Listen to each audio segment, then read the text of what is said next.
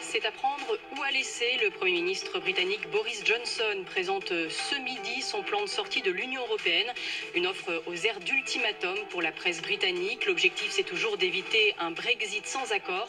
Alors que la date du divorce approche, le 31 octobre, et ce qui coince, c'est toujours la question de l'Irlande du Nord.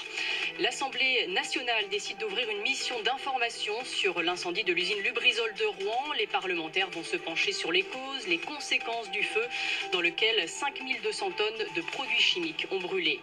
Des policiers de tout grade venus de toute la France, rassemblés en ce moment à Paris, ils vont s'élancer dans une dizaine de minutes pour une marche de la colère.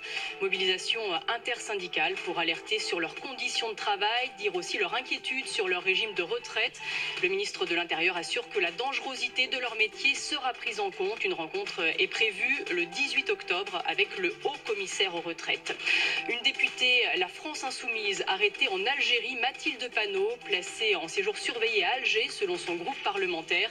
L'élu avait annoncé lundi sur Facebook sa présence dans le pays en tant que militante de la révolution citoyenne. Elle a été interpellée avec ses accompagnateurs à Béjaïa dans le nord de l'Algérie.